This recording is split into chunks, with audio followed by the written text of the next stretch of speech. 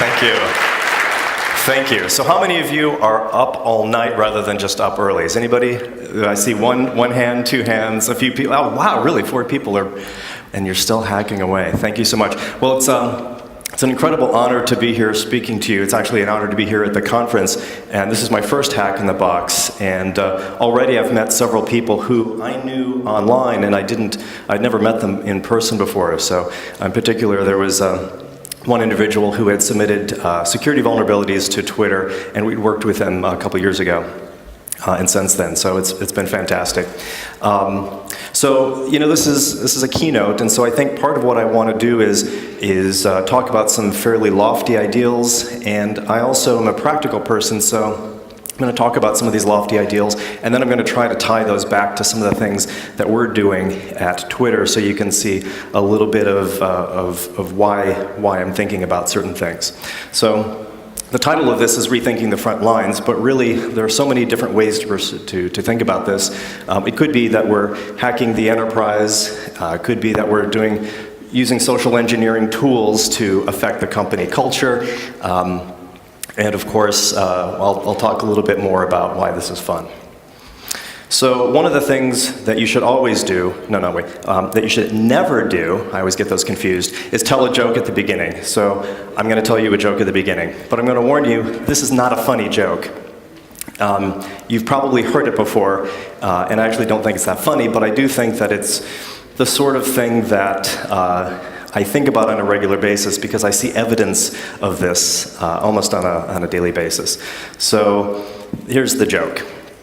A police officer is walking his beat, and he sees a man underneath a streetlight. And the man is looking around, and he's looking around, and the cop watches this for a few minutes. And then he says, hey, buddy, what is it that you're doing? The man says, well, I lost my keys, and I can't find them. And the police officer says, oh, well, I'll help you. And so they both start looking around underneath the streetlight, and they look around, and they look around. And then finally, the police officer says, so buddy, are you sure that you lost your keys here? And the man says, oh, no, I think I lost them in the park. And the police officer says, well, what are we doing looking around here? And the man says, well, the light's better. And the joke is it's got to be like 100 years old. If somebody wants to do some research and find out how old it is, let me know. But it's a chuckle, but I think for me, it's something that I see in this industry a great deal. What I see is that we spend a lot of time looking where the light is better rather than where the problems are. And I think that's human nature. So in this industry, I think we spend a lot of time talking about tools. We spend a lot of time talking about the technologies. Should I buy this IDS? Should I use this open source tool? These are the things that get us hired. These are the things that our bosses grade us in terms of our performance on. And so it's very natural that we think a lot about the tools. So that's human nature, but I guess the question is that really where the light is the best, or is that where the problem is? So when I take a look at the headlines, and of course when I talk about headlines, I of course mean my Twitter newsfeed, I see a lot of things. So what I see are a lot of glamorous attacks. So I see things that happen to do with these APTs. I happen to see a lot of references to Java 0 days.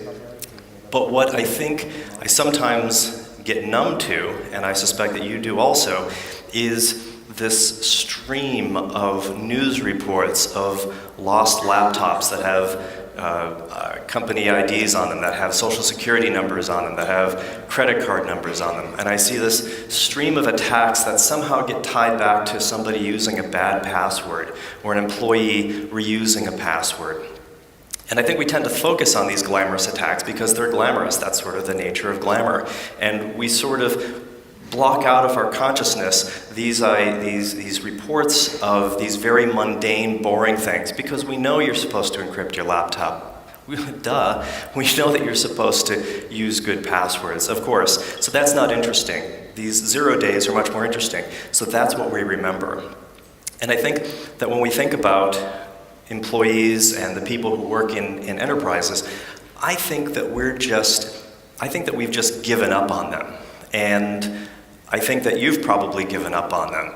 And you may have given up on them implicitly. In other words, they just may be fading away from your consciousness, or possibly it's the case that you have said, you'll never win that battle. It's just unwinnable. I've tried. Don't even try. And so when I started thinking about the things that we were doing that I wanted to talk about here, I started to look around and raise my consciousness, and I didn't really know that there was a debate going on. And it turns out that there is a big debate going on. So there was a Bruce Schneier article a number of weeks ago, and he talks about employee security awareness training. And he basically doesn't have a lot of nice things to say about it, but he is very thoughtful in his critique. And what I think he does on a regular basis that I find helpful is he looks at these things from other perspectives. So he doesn't just look at it from our community perspective, he tries to get analogies from other areas. And in this article he talks about things like exercise. We know what it takes to be healthy. We're supposed to exercise, and when people are trained to do this, they just usually don't. And so that's sort of a failure of training he talks about. In terms of HIV prevention, that's an area where he says we've had some successes, but the conditions and the structure of the training is just different. We also, he talks a little bit about the concept of training people to learn to drive. It's a very targeted sort of thing. And of course, washing hands, which is something that helps spread or to stop the spread of disease. So, he had some very thoughtful things to say. David Tell was much more blunt in his critique of security awareness training, and basically concludes that it just doesn't work. He has, I think, a germ of a very good idea, which is that we all have limited number of hours in the day, number of people in our organization, and dollars to spend, and those resources are best spent in other areas where we can actually measure and make improvements. There was also a debate at the RSA conference where people were talking about employee security awareness training. And on the one hand were all of the people who said that it didn't work, and on this side, well, there apparently was nobody. And so I think it's very unfashionable to say that you might be able to do something around security awareness training. And I think partly that has to do with egos. I think people may have tried and it hasn't succeeded, and over time they develop this us versus them attitude. And I think, unfortunately, what's going on here is a little bit of a lack of imagination. And I'll talk about a little bit some of the things that we're doing in-house along that line.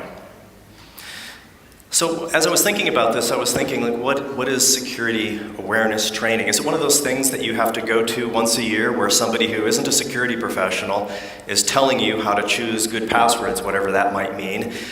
Is it one of those things where a security guy gets up and he's really scary and he just basically scares you for an hour once a year, but you're not sure what is actionable and what you're supposed to do? Because if that's what we're talking about, then yeah, of course, that would never work. I don't think anyone ever would think that that would work. But these are actually not extreme examples. I'm not just making this up. I had a friend who 2 weeks ago came to me and said, "Oh, Bob, I just had a security awareness training session at my company." And I said, "Well, tell me about that." And he said, "They taught us how to pick good passwords." And I said, "This is great. Tell me what they said."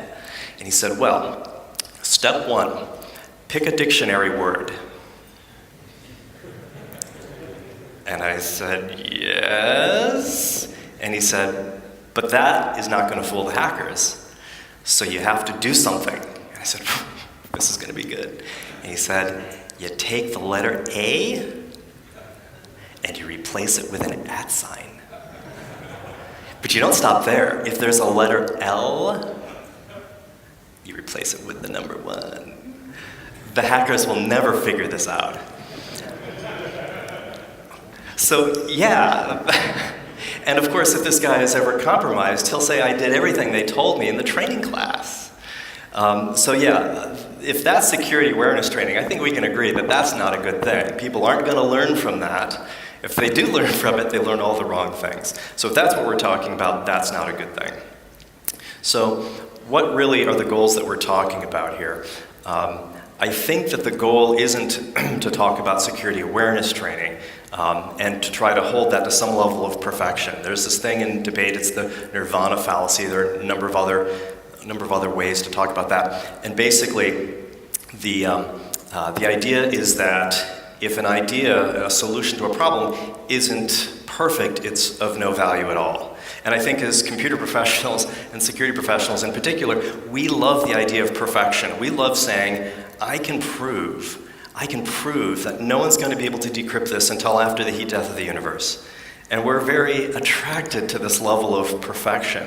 And so we, I think, like to think that we're immune from these sorts of, these reasoning fallacies. In fact, I think we're more susceptible because we actually do have places where there is perfection, and we assume that everything else can be held to that same level of perfection. So I don't want to talk about this nirvana of making it bulletproof, making it so that a single person isn't going to be attacked in the enterprise. That's still going to happen. But I'm talking about shifting the balance and making sure that we're making these little changes, because the little changes can really add up. Going back to Schneier's analogy about being healthy, you know, you have to be careful about moving, trying to analyze these metaphors a little bit too much. But there is research that says if your friends eat right, and if they exercise, you're more likely to do the same. And if your friends don't exercise, and if they don't eat right, you're more likely to do that. And unfortunately, the research also suggests that it's easier to go down the dark path than it is the path of eating right. But there's something about habits. You know, the habits are the things that we do when we're on autopilot. And we're smart people, so we like to think that we are very purposeful, and that our prefrontal cortex really controls all of what we do. And it turns out it really controls very little of what we do. Most of who we are is what we do when we're on autopilot. It's the stuff that we do when we're not thinking, and so it's those lower parts of your brain. And so Bruce Schneier also, I went back and reread that article, and he says something very interesting. He says that if the security engineers, if we do our job right, then users will get their awareness training informally and organically from their colleagues and friends. And so that's, I think, exactly right. It's who you hang out with and what those cultures are all about that helps guide what you're going to do when you're faced with certain kinds of attacks. And so you can see where I'm going with all of this. It's a straw man argument, I think, to talk about security awareness training being imperfect and therefore not working, especially if you're just talking about people in the sort of classes that my friend was in.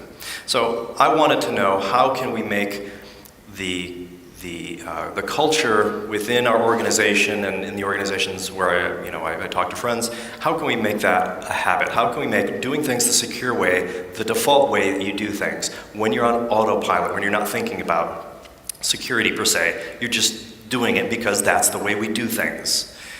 And I wanted to weave this into a culture of security. So not training security, but a culture of security.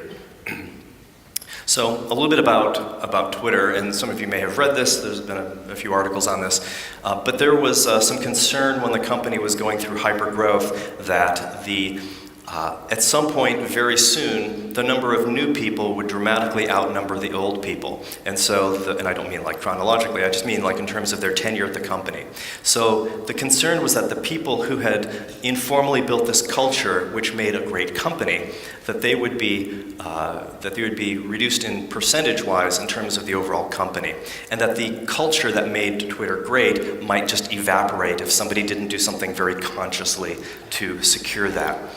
And when cultures evaporate, there isn't the turning point where people say, oh, yeah, that was the day. It's something that you don't notice, it's gradual, and it happens over the course of weeks, months, and years. There's also the issue of microcultures. So if you think about the fact that we're all in one building, but adding remote offices, those remote offices would likely have their own microcultures. So what could we do to make sure that those people were connected into the original culture of the company? How do we keep the good stuff good? And so a group of people got together to talk about what we now call the core values. And they spent, I think it was like 6 or 9 months, trying to figure out how to encode the things that made Twitter great within the organization, how to write those down. And so they came up with a list of 10 of those, and they include such things as grow our business in a way that makes us proud. So that has been the kind of core value that on a number of occasions has influenced and actually helped make decisions for how we go about engaging in certain projects or certain partnerships, and it's even stopped some because we thought that that wasn't a way to grow our business in a way that makes us proud. And another one is innovate through experimentation. And so there's a real culture of trying to experiment and measure and then repeat. So again, I'm really thinking about this security awareness debate, not about security awareness. And by the way, what does awareness mean? I mean, that's such a vague term. You can be aware of something. I can be aware that I should not have eaten all that cake last night, but I did. I shouldn't have had that extra piece of pizza, but I did. I was aware of that, but that didn't help me. So, you know, I want to take this cultural ideal that we had within Twitter, and I wanted to make sure that we were applying that within the security team. So I found out there was another debate going on when I was thinking about culture, and there's a really fun article by Sean Parr in Fast Company, and it's got a great title, Culture Eats Strategy for Lunch. And his basic message is the following. Culture is a balanced blend of human psychology, attitudes, actions, and beliefs that combined create either pleasure or pain, serious momentum, or miserable stagnation. A strong culture flourishes with a set of clear values and norms that actively guide the way a company operates. And he has several examples of companies who had super strong cultures and may not have had as strong a set of strategic goals, but they did remarkable things anyway. And there's some other views that, I don't want to call them rebuttals, but there's, maybe you call it a reply by Venkatesh Rao, and he has some really great blog entries, by the way. And so he concludes that the lesson here isn't that culture eats strategy for lunch. The lesson is that culture is what allows you to double down on a successful strategy. You still need the non-cultural parts of the strategy to create the opening. You'll not be able to double down on all openings. And it's not hard to find a number of other opinions on that matter. So, you know, from the very earliest days when I started the security team, I thought that culture was going to be an important thing, and this was before the core values. It was just something that I wanted to do because I thought I had seen this sort of thing done well, and I had seen security teams not really be successful. I saw them off to the side. And so I wanted to make sure that we were the security team that tried to say yes. And that's not always possible. Has anybody here taken stand-up comedy classes? Anybody? Like stand-up comedy where they teach you to do improv? Just a couple people. Okay, I recommend this highly. I did this for a little while and I found it very challenging, but afterwards I couldn't stop thinking about it. And one of the things that they teach you, one of the first things that they taught us was that if you're doing a routine where you have yourself on stage and you have somebody else on stage and you're improv, so you're making things up, you're going to want to occasionally hear what the other person says and then say, yes, but. And so they say, never do that. Here's what you have to do. What you have to say is, yes, and. So what you have to do is you have to build on what that person has already established. So if that person has said something ridiculous that you would like to discredit, you can't do that. You have to assume that that's the truth, and you're going to extend what they're doing. And so in this particular case, I think my motto is to try to say, well, not yes and not yes but yes if. So yes, you can launch this product if we can do the security review up front rather than after you've written the code. Or yes, if we're able to make these other changes so that the data goes over here and doesn't go over there. And so we tried to be very yes, if-like throughout all of our engagements. And so I think that was an element of the security culture that we were trying to build. So we had some things that we wanted to think about when we were thinking about training. And one of them is, when we say that training sucks, what exactly does that mean? Is it that it's never effective, that people can't learn? Or maybe it's that the material sucks. Maybe we're telling people to choose passwords in a crummy way. Or maybe, and this is probably true much of the time, maybe it's the trainer that sucks. Maybe it's me. And I think people aren't really willing to think about that. How are we going to measure effectiveness? So we were wondering, like, how do you measure the effectiveness of a training program or of culture? And is anybody really measuring any of this stuff in a way that they're free to talk about? And I'm actually going to talk about what we're doing. And how do you measure culture? So it doesn't make any sense for me to say my culture is a 4.3 and yours is a purple. I don't really know how to measure the culture per se, but I think there are some good things that we might be able to build. We may be able to build on and use as a proxy. So we wanted to find a population to study, a population of employees. We wanted to determine what to study. So we do a lot of stuff with our users, but we wanted to keep something manageable, and we wanted to build a feedback loop. So we didn't want to do things just once and then call it a day. We wanted to find a population to study and then study that particular aspect over time and then change what we were doing to improve. So choosing the population. So there's, like I said, a lot of things going on, and there's no way for us to measure everything all at once. So I didn't want to try to train the whole company on something and then try to measure that. That's just too much. So, should we segment this by department? And that's what we started with, is thinking about different departments, but those are kind of big. We thought, well, maybe we'll do geography. We'll think about the remote offices versus headquarters, maybe something else. But in the end, we chose the new hires. And I think for a bunch of, in retrospect, obvious reasons. They show up on their first day, and they have to show up in order to start to get paid. So I know that they'll be there on the first day. I don't have that guarantee on any other day. And so I have a captive audience. When people start, they are very eager and very impressionable. And they will really do what I tell them to do on the first day. They may not do what I tell them on any other day, especially after they get caught up in the week's work. Over time, they'll become a real cross-section of the company. So on any given new hire class, I may have a disproportionate number of people in sales or marketing or legal, but over time, they'll actually become a reflective, percentage-wise, of everything else in all the other groups in the company.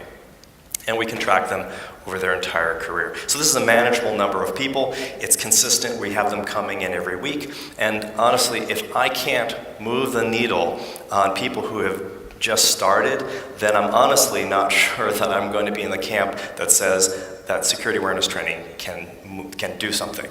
So this was really the place where we were stacking the deck in our favor the most.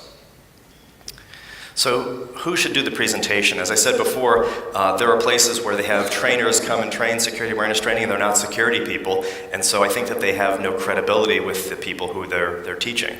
And so I decided that I would do all of the new hire presentations, and I had been for some time. I didn't really understand, I think, the reasons why I had chosen to do that. I think maybe it started originally because there was nobody else to do it and I hadn't hired enough people on the team. But now I have a very strong team and I could certainly delegate, but when I'm not presenting at conferences like this, I personally lead each of those new hire classes. I think that this tells people that if it's important enough for me to personally make time in my schedule, that it should be important for them to take notice and hopefully take action, because that's what we're talking about. I don't know how to measure the value of me personally showing up. Maybe I'm overrating it, maybe I'm overthinking it, but I think it does have some value, and I do think that that's part of stacking the deck in my favor. So as we've heard throughout the last 10 years, passwords will be gone any day now, and this is also the year of the smart card, by the way. So thank goodness all these passwords are going to be gone. And when I talk to people at other companies, I say, so do you teach, what sort of things do you talk about when you talk about passwords? Do you have password managers that you use, or you make people use? Do you have any other policies and procedures around how people create passwords? And they say, wait, what? What are you talking about? We can't make people pick good passwords. I'm like, oh, okay. Well, in my informal travels, I've found that not only are passwords challenging for civilians, I've found that they're really challenging for security professionals too. And so when I go around talking to people, I talk to some people at this conference, I've talked to people at other conferences, I talk to security professionals over a drink, and I don't even have to have that many drinks in them before they start telling me the truth. And what I think is happening is that we're not doing a very good job of choosing our passwords. I'm not going to embarrass anybody by asking you to raise your hands, but just in your heads, how many of you adopt a policy like this where you have a hard to remember string modified by something in the URL, something about the name. So is your password some crazy string, and if you're visiting Yahoo, you put Ya or Who or Yahoo at the end, and then have a separate low value password for accounts that you don't really care about because they just make you have one. So I really don't think these are best practices. And like I said, I've talked to several of you in this room, and those were your practices. And I'm hoping that as I tell you that these are not good practices, I think some of you will have this little mild sense of nausea as you realize, yeah, you could really do better. Some people talk about things like XKCD passwords. Do people know what that means, XKCD passwords, or passphrases, where you have like 4 randomly selected words, or 4 or 5 words, and then password manager. Some people do use those. And then I've also heard of people using flat files on thumb drives that are encrypted, all sorts of things. But I don't think passwords are really going away as much as we're trying to reduce their presence within the enterprise and between businesses. And so they're going to be around for a little while. And so, I think using a password manager tends to be a much better practice for creating and managing and using credentials. And we wanted to know what our employees were doing, not what we thought they were doing because we told them to go do this. We wanted to be able to measure what they were really doing. I think security teams like to say, and I've heard this from several people, oh yeah, we have an employee handbook. They're supposed to use a password vault. I say, great, do they do that? I don't know. How would I know? I don't know how you would know, but shouldn't you know? Do you use a password vault? And then they say, yeah, no, I don't do that. We tell them they're supposed to, but yeah, we don't do that. And does anybody actually ever teach these things? We say, oh yeah, go use one of these complicated pieces of software, but good luck with all that, guy in sales. So that's not really very helpful. And honestly, it took me, I used a password vault before I joined Twitter, and I had to switch to a different one, and I didn't get it for 2 weeks. I was just so frustrated. I was copying and pasting, and it turns out I was just doing it completely wrong. And once I started doing it right, I was like, wow, this is actually much better. So I wanted to study our users. We tell them to use password vaults. Are they actually using them? The other thing that I wanted to do is what most enterprises do, which is phishing. How many of you are in organizations where you do phishing? You phish the employees? Oh, there have to be more hands than that. Come on. Okay, a few. Liars. I hope that your companies are all phishing. If you have even a mid-sized company, I think you should be doing some phishing. And so here's what most organizations do. The security team will phish the employees, and then they'll wait a while, and then they'll phish them again, and then they'll just hope that the numbers are smaller. And that's not a bad plan. That's not the worst plan. I've heard of many worse security plans. And the overall strategy here is to build up antibodies. And what that is this sense that by spraying out some of these internal phishing emails and then train them so that people click on the links or they enter their credentials and they get a page that says, aha, you weren't supposed to do that. This was a training exercise, naughty, naughty. So the idea is that you're building up these antibodies and that over time people will start to become a little bit more suspicious of emails. But I wanted to do better. I didn't want to just spam people with a bunch of phishing emails and then wait and then do it again. I didn't want to do that. I wanted to do something a little bit more strategic. I also wanted to cross-correlate things, and over time what I want to start doing is trying to figure out what are the overall employee risks. So can we throw in lost assets?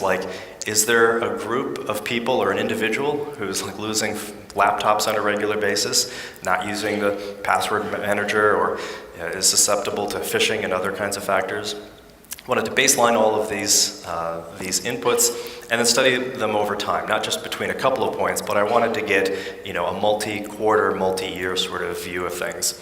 And of course, we're running multiple phishing campaigns at a time, but I just wanted to figure out how we could just focus on one particular area, which is the new hires, and make sure that we understood what was happening to them.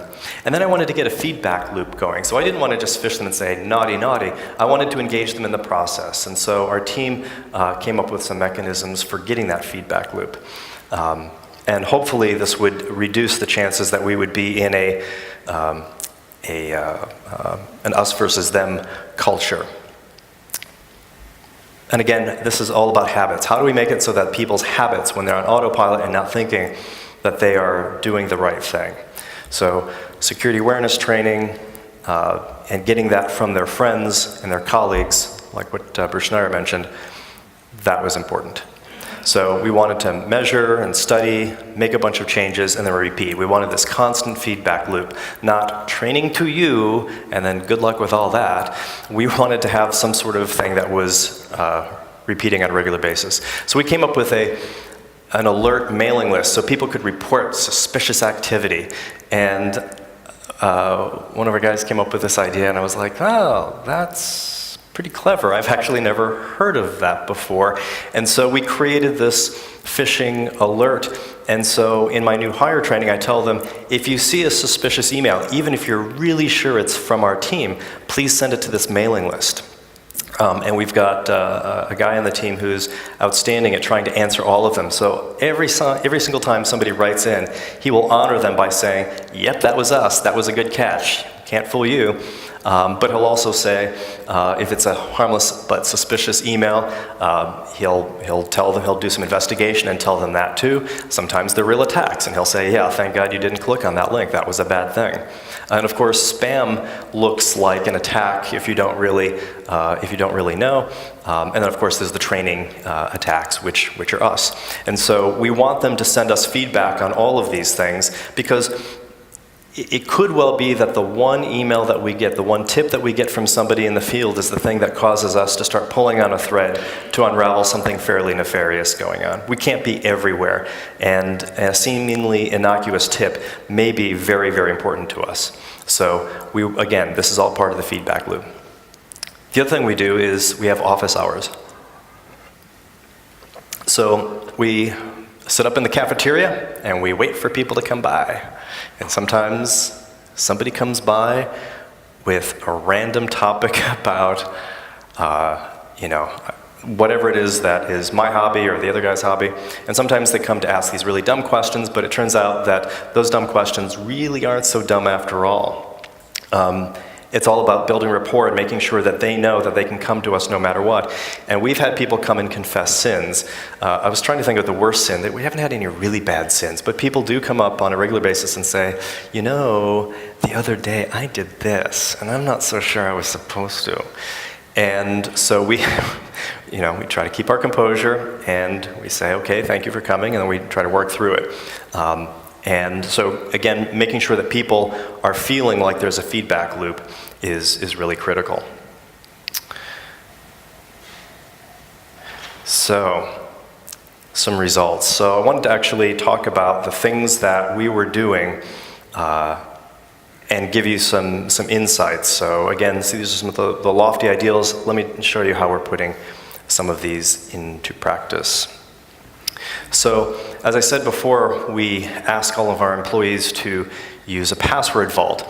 And when we started to figure out how to really analyze this, we found out that, no big surprise, I just told them you have to go use the password vault. They didn't go use the password vault.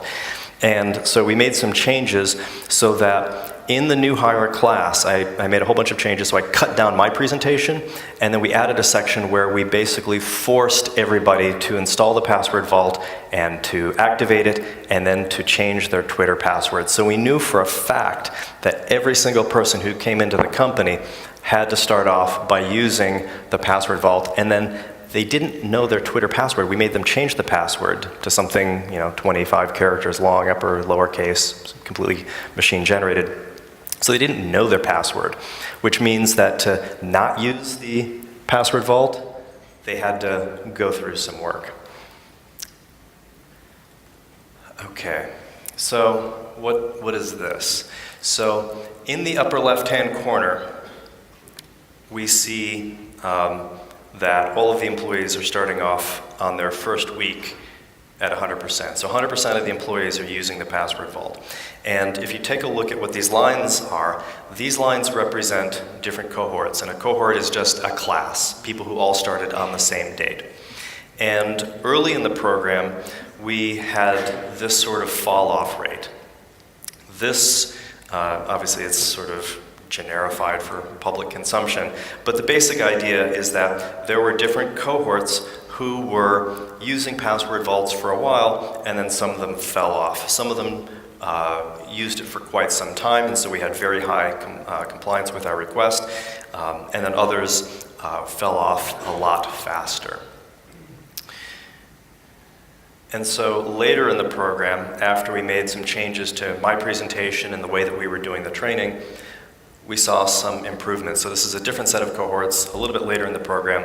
And if I flip back and forth between these, you can see that we're pushing these, we're bunching these up a little bit. And so I think we've made some good progress. By the way, that bottom line there is 50%. So even in the worst case scenario when the program first started, we still were talking about worst case scenario, over half the people were using strong passwords in the password vault. And when I talk to other people at other companies, I think this is unprecedented. I just don't know of other companies where they have, outside the military, where they have this level of compliance around these sorts of things. And if you also have similar wins in your organization, I'd love to hear about those, because I'm sure that we could weave those into the things that we're doing. So that was early in the program. And then later in the program where we had some successes. So the question is, what is going on with these folks who are leaving? So they're actively going in, and they're going to have to change their passwords again. They'll have to change them to something memorable and not use the password vault. We wanted to know, were there any trends that would help us understand the burnout rate?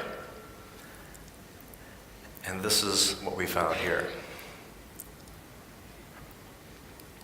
So what we're learning here is that the people who were able to survive the first maybe 3 weeks or so, if they can survive the first 3 or 4 weeks, if they can get through that, they'll be long-term users.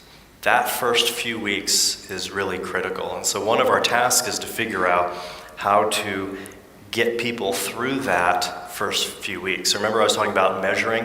We can't get better if we don't know where the problems are. And here the problem is that first few weeks. So we're actively taking on some approaches to figure out how we can make that first few weeks a little bit easier. One example is we now send an email out to people after the new hire class, and we tell them that they, thank them for the class, and we remind them of a few things, and the staff member who sends that out is then inviting them to send other feedback. So we're starting to build up more of that rapport to hopefully make it so that the fall-off rate will be compressed.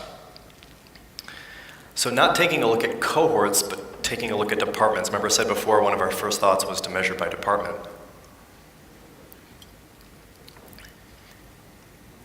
Here we find 3 departments, A, B, and C. A and B are up at the top, and that's also, there's a third line there that's sort of commingled, which is the average for all new hires since we started tracking all of this. So those are all very, very, very tightly woven. And then there's Department C. So when I talked about microcultures before, microcultures don't happen just in the remote sales office. Remote offices obviously can be very susceptible to that, but there are specific departments, and you probably have one in your head right now, and they're just different. And you don't know why that they're different, and you've tried to make them not different, but they're just different.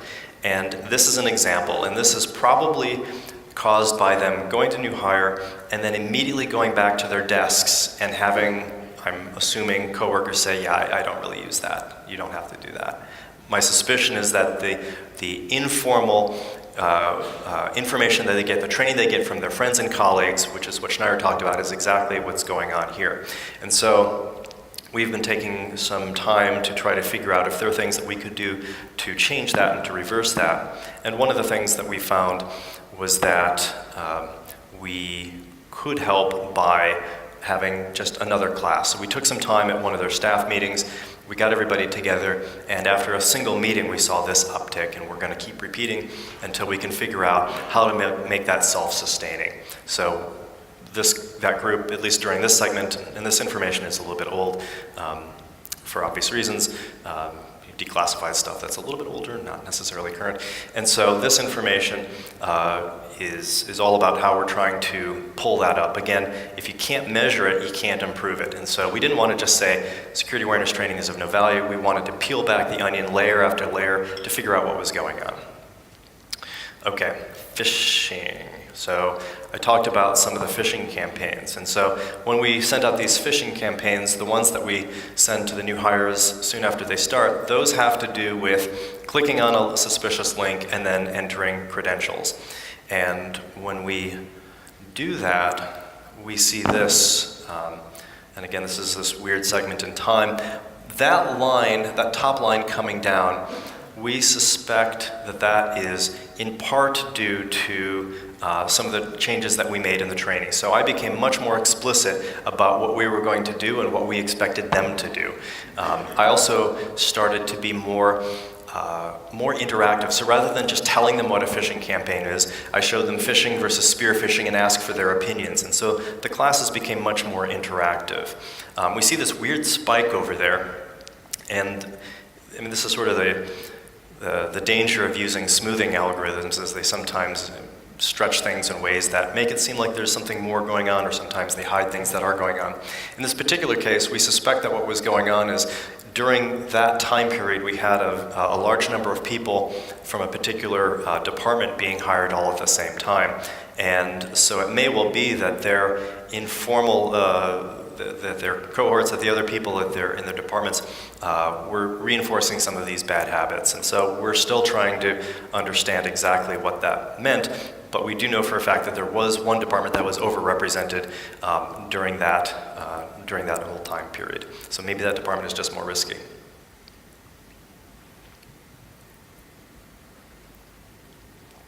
So when we take the raw numbers of who clicked on the links, if you take a look at that top graph shows the people in Department A and Department B clicking on the links at a disproportionate level compared to all of those other departments.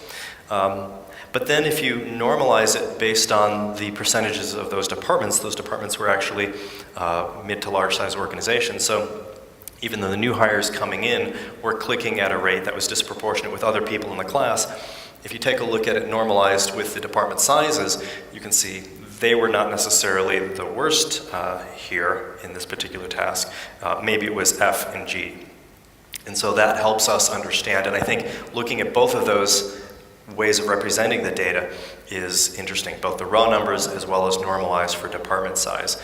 So each tells a little different story. So again, there's the difference between the data and the story.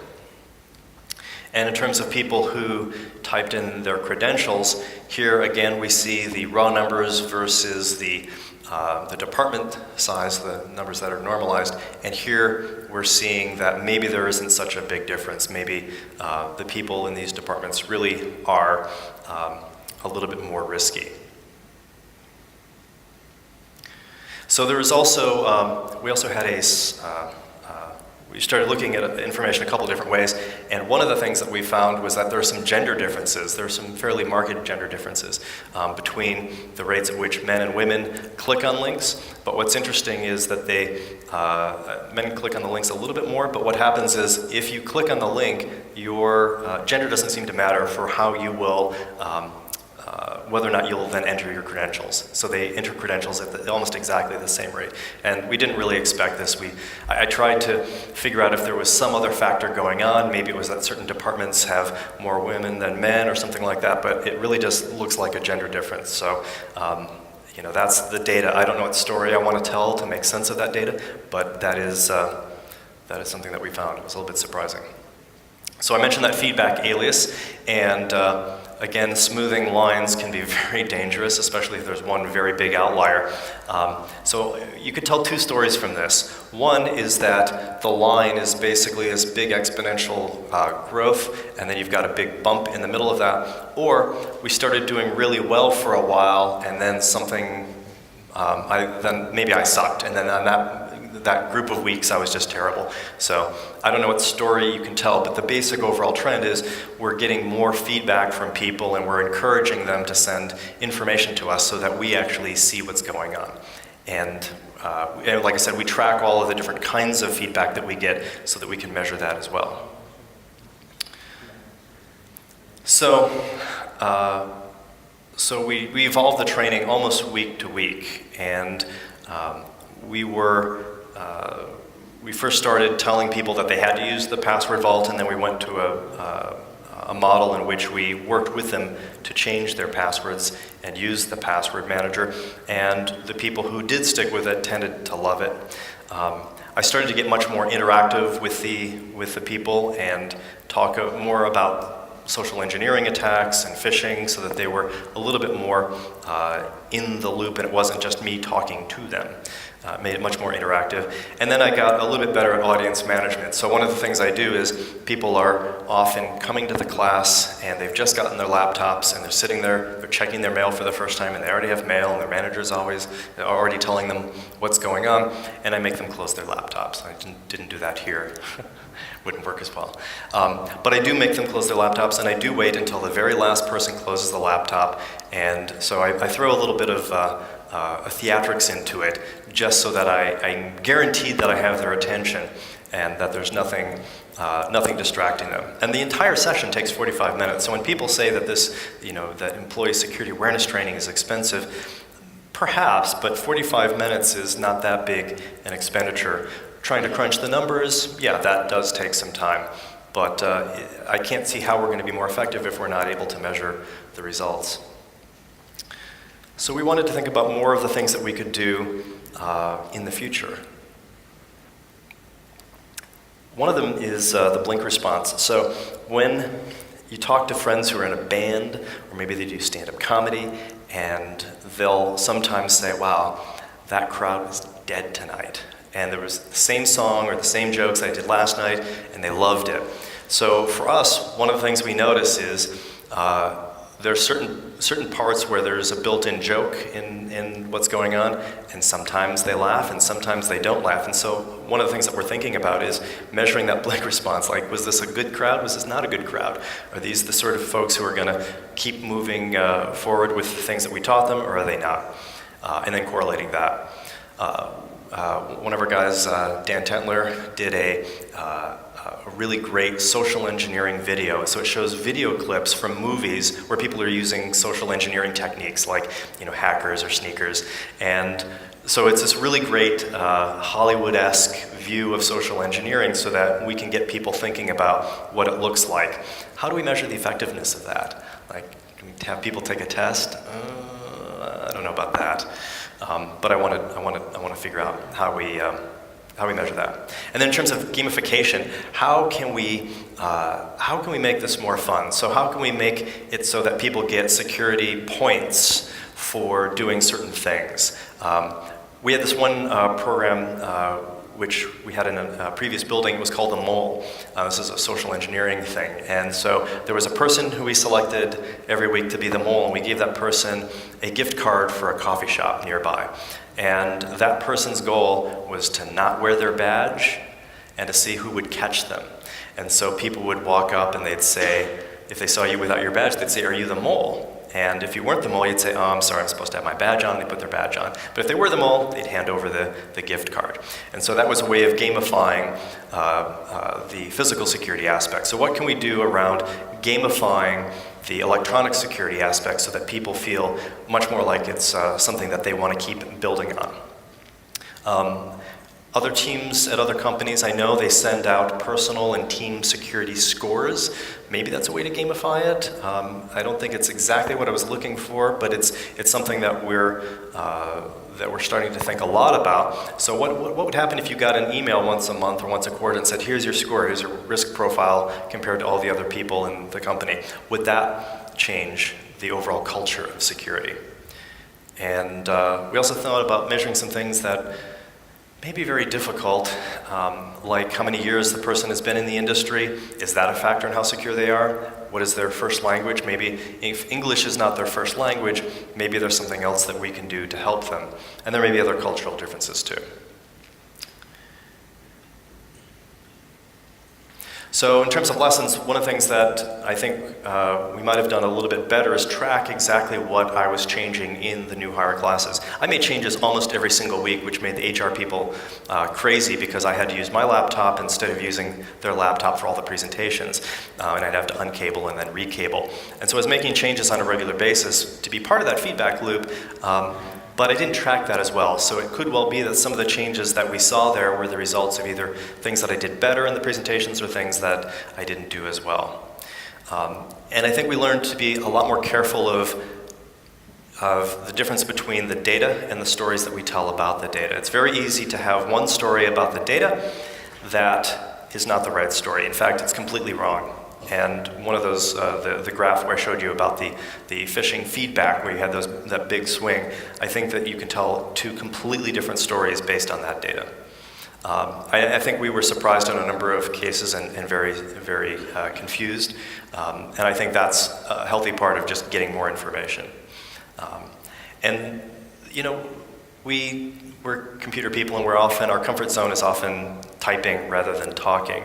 And I think that we were, in retrospect, using certain skills around social engineering and pen testing, not for the purposes of breaking in, but for helping think about culture and thinking about rebooting this. So we had some successes, and we had a whole lot of new questions. But basically, I think we were successful in thinking about building a culture of security and not security awareness training, and building that feedback loop. So measuring, making changes on a regular basis, repeating, we really found that to be highly successful. And the main thing I think I would leave you with, one of two things, is that you shouldn't give up on these employees or other people that you need to influence. If you do give up on them, it is a lost cause, but it's only a lost cause when you believe that it is a lost cause. And if you believe that there's still something else that you can do to make things better, I believe that that's actually true. And of course, the most important thing is to look for the problems where they are, not just where the light is. So with that, I can take any questions that you may have. I think I see a microphone being passed around. Hey Bob, this is a question I got from Twitter, who was watching all of us retweet your various comments. For password vaults, one of the big struggles is multi-device. Do you have any suggestions or thoughts on the management of password vaults across many devices? Yeah, so there are different password vaults that allow you to sync. You have complications when you sync, so you're putting the information either over the wire between two devices, or you're sending them over the cloud. So some of them allow you to sync through Dropbox and through other things. Other ones are purely cloud-based, and so you know right off the bat what you're getting yourself into. But yeah, putting things in the cloud has all of the implications of putting things on the cloud. And so your initial password is probably critical to that. The password that you use to protect your password vault is critical. Actually, what we do is we've started to pass out little fortune cookies to people in the new hire class, and they have pre-printed XKCD style passphrases, and we just tell them their inspiration. So you don't have to use, pick 2 or 3. You don't have to use any of the ones that we've randomly generated for you. You can pick other ones, but these are inspiration for you to think about creating very strong passwords. And we had another question here. Oh, over here. Good morning. I really like your talk. I have a question about one of the ideas I found extremely intriguing. The phishing mailing list. I really like that. And I think it would work if you could reduce the work to answer all the reports. Is that somehow minimized and effective? So how do you do that? Yeah, so that's a very good question. It's one that I worry about a lot, which is that I want people, we need to get better at automation around the phishing campaigns, and so the guy who's working on that is making great strides to help with automation of sending them. But you're absolutely right. It's a labor-intensive process right now that's probably not as scalable as I would like it to do. So the question is, how can I automate some of that? And I would love to hear.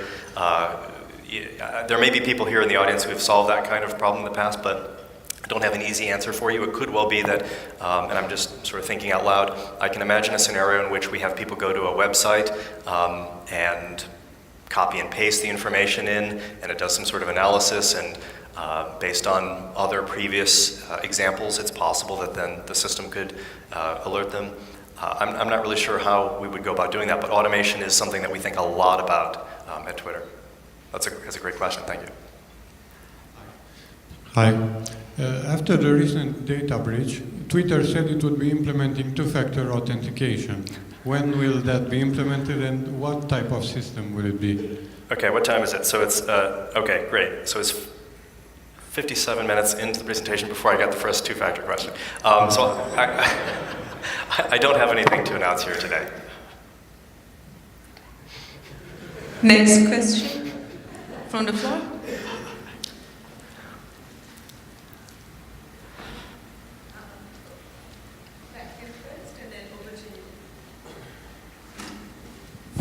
Yeah, thank you for the presentation.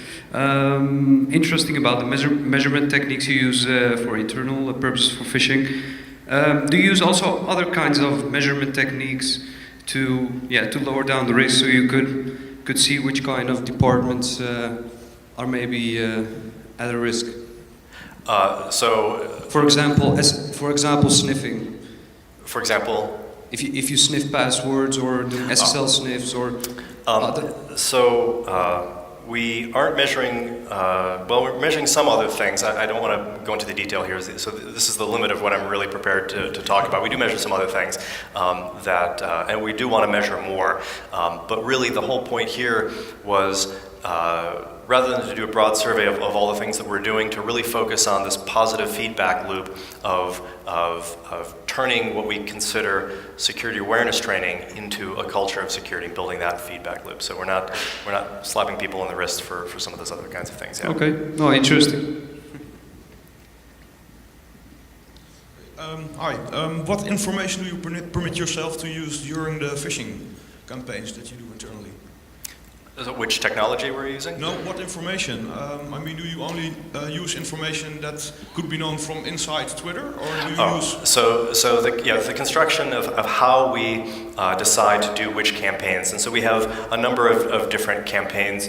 Some of them they tend to look more like spear phishing campaigns. I'm not going to go into the details. I certainly don't want to warn all the people who are joining this week, what's coming. But they are of the spear phishing category, and so they're not Nigerian prince categories. They are things that are conceivable, that they're right on the edge of what. I think a good spear phishing internal campaign is one that has many elements of something that would appear to only be available on the inside, but in fact are publicly available. I have two questions. Hey. Two questions. One being the shorter one. So you have made measurements on how many people actually drop off of using a password safe, password vault, whatever. Yep. And I was wondering how you're actually tracking this number, because that's something that we have a problem with as well, right? Is the person going to say, yes, actually I'm not using it anymore because it's crap, if they know that we actually want them to use it? So how we go about tracking? Is that? Right. How do you go about making sure that you're not being lied to? Yeah.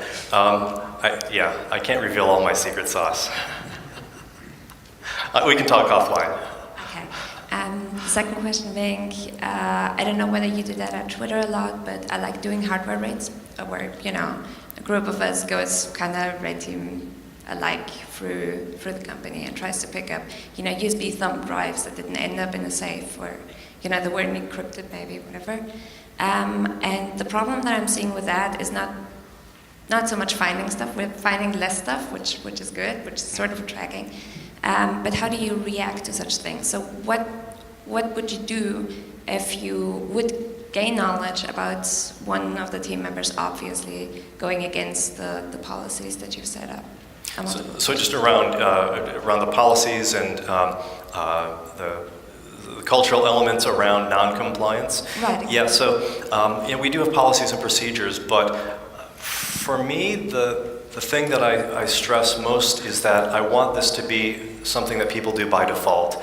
And so, yes, if there were some sort of incident and we found out that the person had not been following policies and procedures, yes, there would be some consequence for that. But I don't want it to get that far. I want the whole goal of what I'm trying to describe here is this mental mindset that it is possible and desirable to focus on those habits, the things that people do without thinking, and not to focus on the carrot and not the stick. And I think it's very easy, and I've heard this in many other companies, for people to say, well, it's in our handbook, and if we find out they're doing that, we'll just fire them. And I just don't think that that's culturally the right way to go about things at almost any company. I think doing things because it's either the right thing for our customers or because it's what everyone does and it happens to be the secure thing, that's what I really want to focus on. So yeah, there are potentially other consequences, but my mind is just purely on trying to build this positive feedback loop so people just do things the secure way. Bob, we have time for one last question. Last question. Anyone from?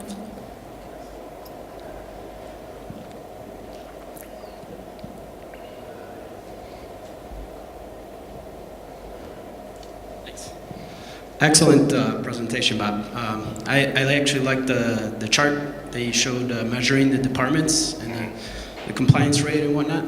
I was just curious if you've utilized those charts internally and presented them to the different departments, and if that's improved the rate.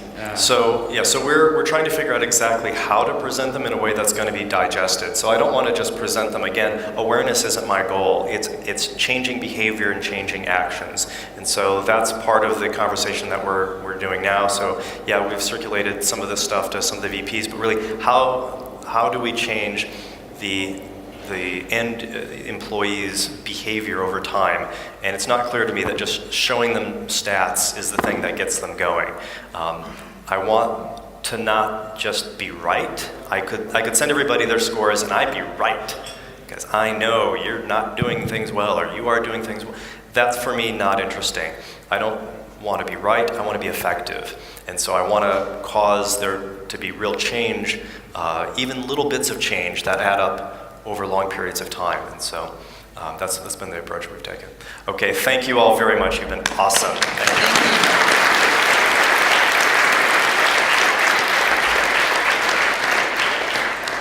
Thank you very much, Bob. We will now take a 30-minute break for a coffee and see you back here for track 1, next door for track 2.